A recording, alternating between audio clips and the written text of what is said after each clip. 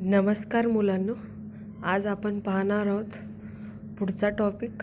त्याचं नाव आहे शब्दसमूहाबद्दल एक शब्द. मुलांनो, हे बघा, याच्यामध्ये एक दिलेला आहे, तो दुसऱ्या कोणावरही अवलंबून नाही. दुसरं वाक्य, समाजाची खूप सेवा करतात. तर आपण असे काही वाक्य बोलत असतो की ज्यामधून अनेक अर्थ स्पष्ट होत असतात, परंतु आपण त्यासाठी एखादा नेमका शब्द वापरत असतो. तशाच प्रकारचे शब्द वापरून जेव्हा आपण बोलतो तेव्हाच त्याला काय म्हणतात, शब्दसमूहाबद्दल एकच शब्द वापरायचा. त्याच्यामधून अनेक अर्थ आपल्याला समजून जातात. तर बघा, आता इथे काय आहे, तो दुसऱ्या कोणावरही अवलंबून नाही किंवा अवलंबून तो राहत नाही, स्वतःची कामे स्वतः करतो, इतर कोणाची मदत घेत नाही, हे सगळं त्यातून स्पष्ट होतं. तर अशा व्यक्तीला आपण काय म्हणतो, तर स्वावलंबी. एवढी सगळे वाक्य वापरण्याच्या ऐवजी आपण त्यासाठी एकच शब्द निवडतो. तो कोणता?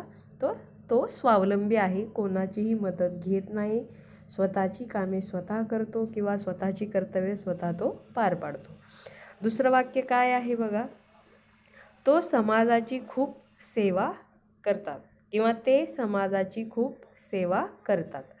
तर समाजाची सेवा करणे म्हणजे काय, कोणाला मदत करणे किंवा कोणाला काही गरज भासेल तेव्हा आपण त्यावेळी त्यांना उपयुक्त ठरणे, अशा प्रकारचे ज्या गोष्टी करतात अशा व्यक्तीला आपण काय म्हणतो, तर समाजसेवक.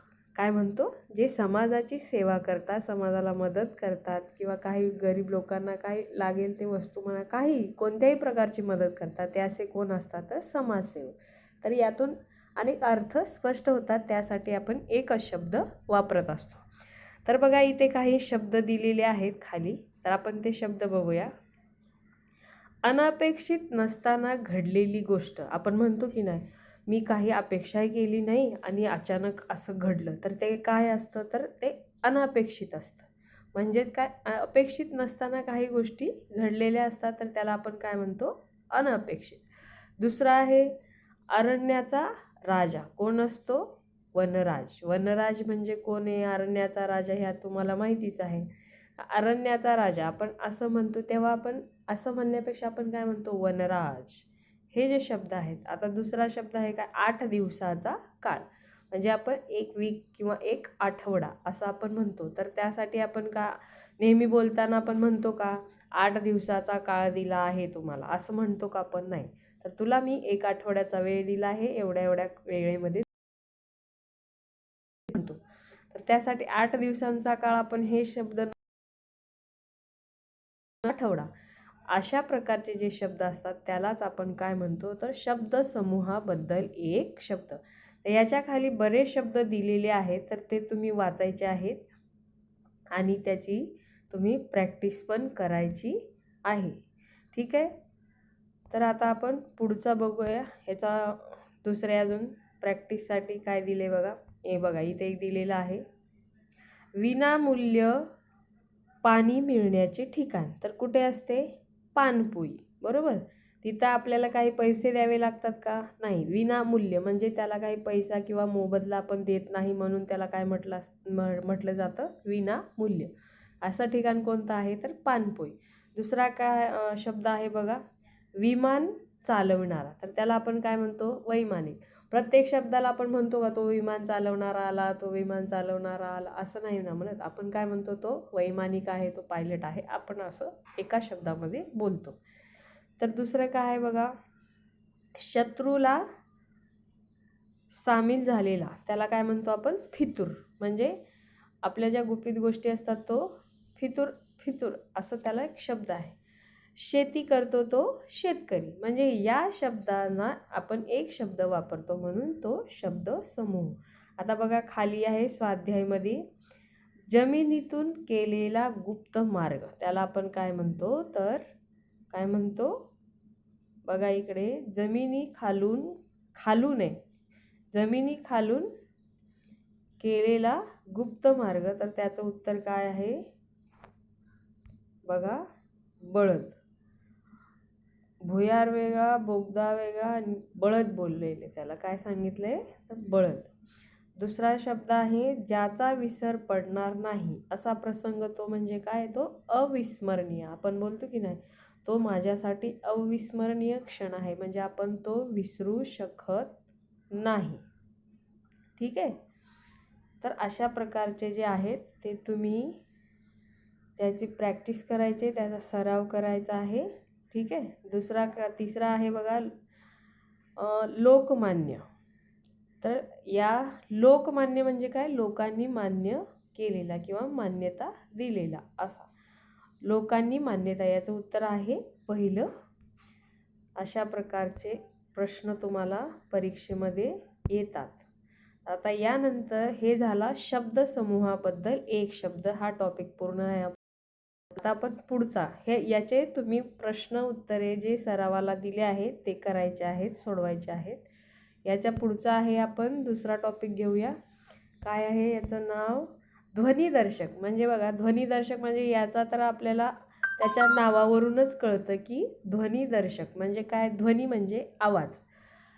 आवाजावरून आपण एखादी गोष्ट ओळखतो किंवा आपल्याला अंदाज येतो की बाबा काय आहे. आवाजावरून पाणी वाजते की वारा वाहतोय किंवा ढोलकी वाजते, काय असेल ते आपण त्याच्या आवाजावरून म्हणजे ध्वनीवरून आपण ओळखू शकतो की हे काय आहे. म्हणून त्याला काय शब्द आहे तर ध्वनिदर्शक.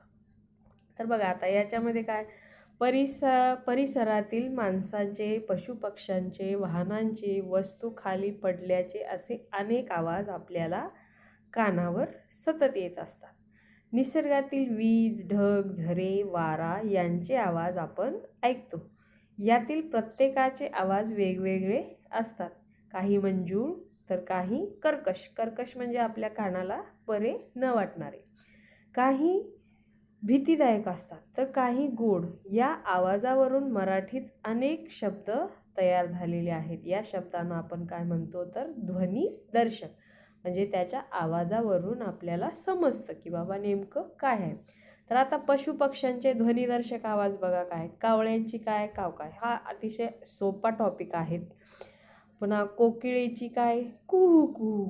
पक्ष्यांचा मंजूळ आवाज म्हणजेच काय, किलबिल किलबिल किलबिल. कोंबड्याचे आवरणे, कोंबड्याच्या आवाजाला आपण काय म्हणतो तर आवरणे. म्हणजे त्या आवाजाला एक ठराविक नाव दिलेलं आहे, म्हणून त्याला ध्वनिदर्शक शब्द. म्हणजे हा ध्वनी आहे, या ध्वनीला एखादा शब्द आपण ठेवलेला आहे. दुसरं आहे घोड्याचे काय, खिंकाळणे. सिंहाची काय, गर्जना. आपण म्हणतो का सिंह किलबिल करतो, सिंह कुहू कुहू आवाज करतो, नाही ना, एक ठराविक त्याला ध्वनिदर्शकाचा शब्द दिलेला आहे. तसंच म्हशीचे काय, रेंकणे. कुत्र्याचे भुंकणे. ढासांची भुणभुण. कोल्याची कोल्हे कुई. भुंग्याचा काय आहे आणि मधमाशांचा दोघांचा आवाज एक दिलेला आहे, गुंजारो. आणि बकरीचे बे बे. हे प्रकारचे आवाज जे आहेत त्याला आपण काय म्हणतो, ध्वनिदर्शक शब्द. ठीक आहे. मोराचे नृत्य म्हणजे थुई थुई.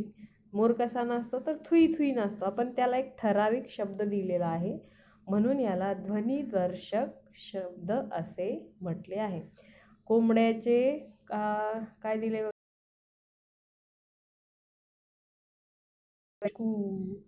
पक्ष्याचे भांडण म्हणजे काय, कलकलाट. पंखाचा फडफडाट. गाईचे हंबरणे. आणि बेडकाचे डराव डराव. हे तर तुम्हाला 5वीला कविता आहे आहे की नाही. शेळीचे बे बे. कबुतराचे घुमणे, गुटुर घुरुम हे जे आवाज आहे. सापाचे काय आहे, फुसफुसणे. वाघाची डरकाळी. हत्तीचा चित्कार. मांजरीचे म्याव म्याव. हे जे शब्द आहेत हे ध्वनिदर्शक शब्द आहेत. ठीक आहे. एकदम सोपा टॉपिक आहे की आपल्याला कोणत्या आवाजाला कोणतं नाव दिलेलं आहे, कोणता शब्द दिलेला आहे हे यामध्ये सांगितलं आहे. तर याचा स्वाध्यायामध्ये बघा काय दिलेलं आहे, थोडेसे शब्द दिलेले आहेत. कावळ्याची काय आहे, आपण आत्ताच बघितलं, काव काव. बरोबर. बघा इथे दिलेलं आहे. प्रश्न अशा प्रकारचे येतात. दिलेल्या शब्दाची योग्य ध्वनिदर्शक शब्दाचा पर्याय क्रमांकाचे वर्तुळ रंगवा. हे तर तुम्हाला माहितीच आहे. आता वर्तुळ रंगवायचं आहे. आता दुसरा बघा, प्रश्नातील विसंगत जोडीच्या पर्याय क्रमांकाचे वर्तुळ रंगवा. म्हणजे विरुद्ध त्याने जोडी दिलेली आहे तर तो आपल्याला ओळखायचा आहे. पहिल्यांदा प्रश्न शांत डोक्याने वाचायचा आणि नंतरच वर्तुळ रंगवायचा. बाकी सगळ्या जोड्या बरोबर दिलेल्या आहेत. एकच जोडी त्याच्यामध्ये काय दिली आहे, विसंगत. म्हणजे काय, जे की बरोबर नाही आहे ती जोडी आपल्याला ओळखायची आहे, त्याच क्रमांकाचं वर्तुळ रंगवायचं आहे. बघा, प्रश्नातील विसंगत म्हणजे की जे बरोबर नाही. बघा आता पावसाची सुळसुळ, ओढ्याचा खळखळाट, तारकांचा चमचमाट, झऱ्यांची झुळझुळ. आता बघा, पावसाची सुळसुळ असते का, नाही. तर पानांच्या आवाजाचा आवाज सुळसुळ असतो. तर पावसाची वेगळा आवाज असतो. तर आपण इथे ओढ्याचा पण खळखळाट असतो, बरोबर आहे. तारकांचा चमचमाट असतो, बरोबर आहे. झऱ्यांची झुळझुळ असते, हे पण बरोबर. तर उत्तर पहिलं जे आहे ती विसंगत जोडी आहे, म्हणून हे याचं उत्तर काय आहे, तर पहिलं उत्तर आहे. आता बघा, पुढीलपैकी ध्वनिदर्शक नसलेला शब्द कोणता. म्हणजे जे ध्वनिदर्शक नाही आहे, म्हणजे त्याच्या आवाजाला एक शब्द नाही आहे, असा शब्द आपल्याला ओळखायचा आहे. गडगड, फडफड, चमचमाट आणि खडखड. तर कोणता शब्द नाही आहे, तर आपल्याला ओळखायचा आहे कोणता, चमचमाट. म्हणजे हे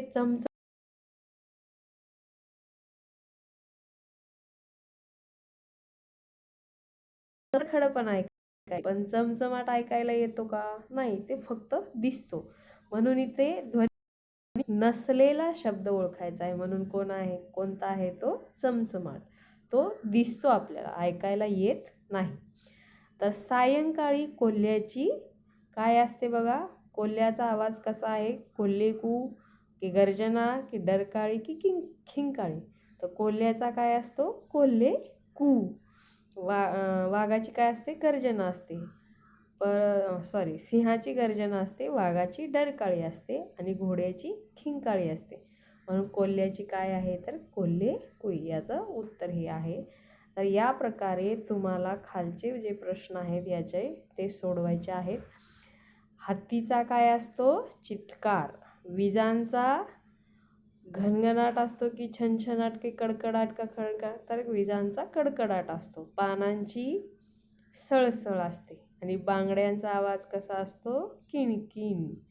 आणि घोड्यांचे हंबरणे की रेंगणे की चित्कारणे की खिंकाळणे, तर घोड्याची काय असते, खिंकाळणे. अशा प्रकारचे हे जे आहे शब्द आहेत. ध्वनिदर्शक म्हणजे आवाजाला एक ठराविक आपण शब्द देतो, अशा प्रकारचा. ठीक आहे. तर हे सगळं तुम्ही राहिलेले प्रश्न उत्तरे जे आहे सरावासाठी दिलेले आहे, तर ते तुम्हाला पूर्ण करायचं आहे. ठीक आहे. चला, धन्यवाद.